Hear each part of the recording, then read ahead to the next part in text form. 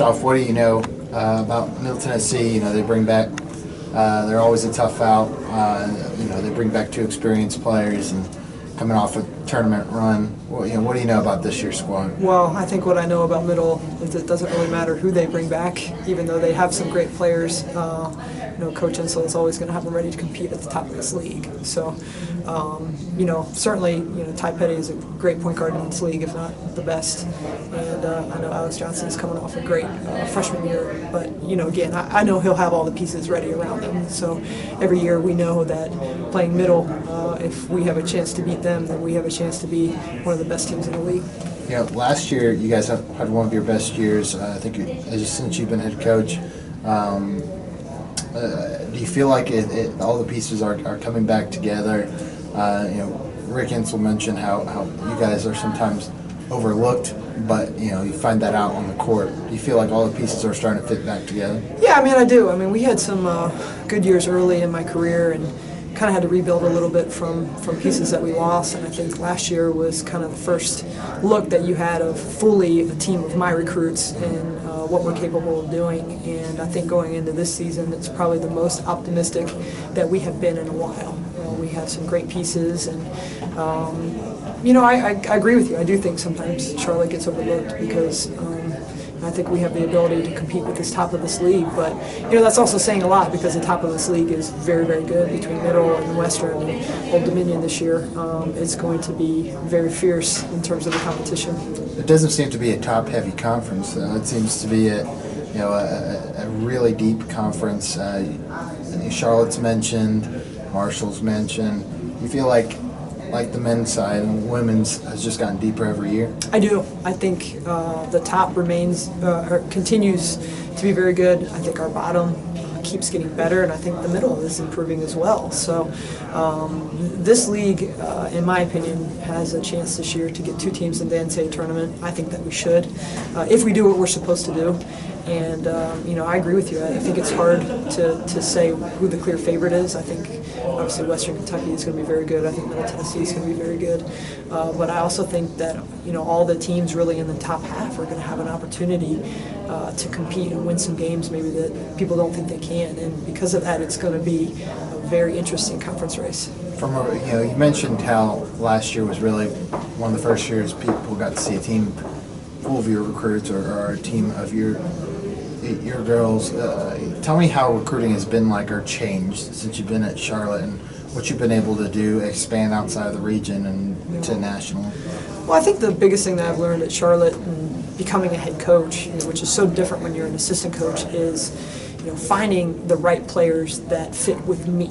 And that takes time to learn the kids that you want to coach, to learn the kids that work in your culture and your program. And I think that's taken us a little bit of time. And now we're at a point where we feel very comfortable in terms of the young ladies that we identify, that they're great players, but they're really good people, high character, believe in what we're doing in terms of the core values at Charlotte.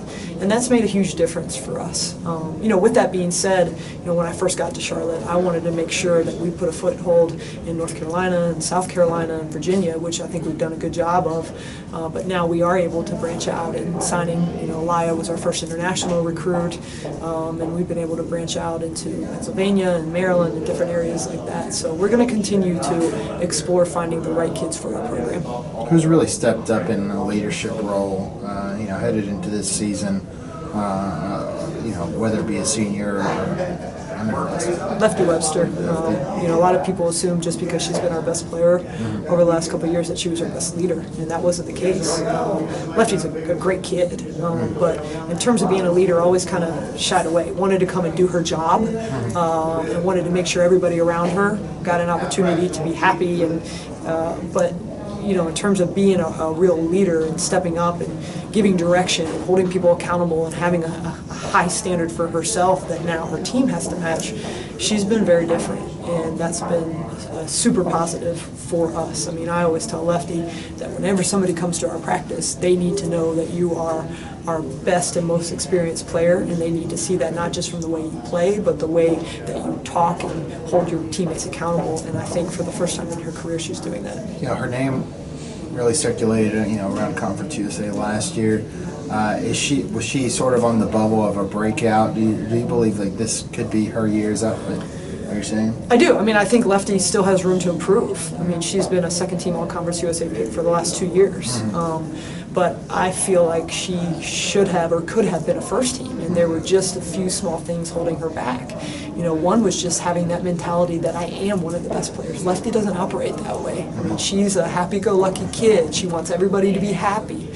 She wants everybody to get touches. And so, you know, she's a kid that you need to take over a game, and she just kind of is getting to the point where she embraces that role, and she started to do that last year, and it made a huge difference for us. So I think, you know, just being a senior always brings something out that's a little bit different in kids, being their last year and having that urgency, and I think finally understanding that for us to really win as a program, you know, your best players have to be your best leaders, and I think she's starting to understand that. Coach, let's expanding that out across the board. Most leaders, when they start out, you're told or accepted, they're uncomfortable at first because it's like you just mentioned earlier about Lefty. Most kids don't adjust to that, and it takes them a while until everybody comes into a huddle, and they first, instead of looking at a coach, they're looking at their teammate. Right. It's like, okay, we leaning on you now. Take us through. Right. Well, I've always said that the best teams, championship teams, have the best leaders and players. You know, certainly you have to have great coaching. Your coach has to put you in position to be successful, but the best teams, they know how to lead themselves because of the leaders on those teams. And, you know, I do think there's less young ladies that are born that way. You know, a lot of them you have to put time into teaching what leadership means, and I think that you can mold and build leaders. I really do. And there's some that naturally have it, but there's many that don't. So we've really, I think as we've understood that as a coaching staff, we've put more time into trying to teach what leadership means and finding ways also to meet kids at their level. I mean, Lefty is never going to be scream in your face, grab you by the shirt, like get on you type leader. That's not who she is. So why should I spend my time trying to want her to do it that way? I have to look at her personality, what fits her, what are her strengths, and then try to mold her in terms of her leadership characteristics about, you know, how she can bring that best to our team. Now that your outlook on Conference USA, you mentioned earlier about being able to get out nationally and internationally.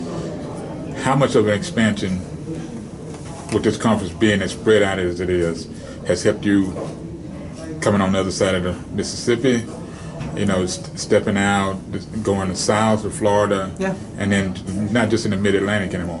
Yeah, I mean, I think the league definitely lends itself to, you know, having that exposure throughout the entire, you know, Southeast and into Texas, and you know, when you talk to kids in areas that are outside of the Carolinas for us or the Southeast for us, they know about Charlotte and they know about our league, and that's certainly a positive. And we're, you know, having conversations with recruits that maybe we wouldn't have had if we were still in a different league. So I definitely think the footprint of our conference is a positive in terms of recruiting for us. What's the buzz on campus? Charlotte women's basketball. What's the buzz? What's the buzz? You know, I think our campus is excited about our young ladies. I think last year, you know, for my team, probably the highest compliment that I got, regardless of the number of games we won, that we were fun to watch. You know, one, because we scored a lot of points, but two, because we had great chemistry. You know, our young ladies take pride in making sure that when people come and watch us play, they can see what our core values are. And part of our core values is celebrating each other and having bench energy and giving great effort and hustling and, you know, all those things. You should be able to see that when you come and watch Charlotte women's basketball. And I think, you know, last year was the first team that we had that showed those things every possession. And because of it, we were a really fun team to watch. And I think that, you know, the chemistry we have on this team is just continuing to improve, and because of that, you know, I think people are excited to come and watch us play. All right. Oh, one last thing. Practice has started. Who's taking on leadership roles to help Lefty out? New recruits. incoming, how they accepted the challenge and all of moving up from high school or transferring in new programs? Yeah, I mean, I think generally our senior class has been fantastic. We already spoke about Lefty Webster, but Sierra Gregory, Kenya Ali, the three of them have great chemistry as a group, and in turn, that chemistry has leaked down to our team. They have great respect for each other, they have respect for our team. So even our underclassmen, who had some great years last year, our freshman Lauren Harley, you know, everybody is coming into a very just a very positive environment, and you know, we build each other up, and you know, because of that, our practices have been fun. This team generally has been really great in terms of responding to coaching. They want to be good. They don't look at being coached as a negative. They don't get down on themselves. They respond, and they understand that, and that's a really special trait that I think this group has. All right, Coach, thank you for your time. You're welcome. All right. You're welcome.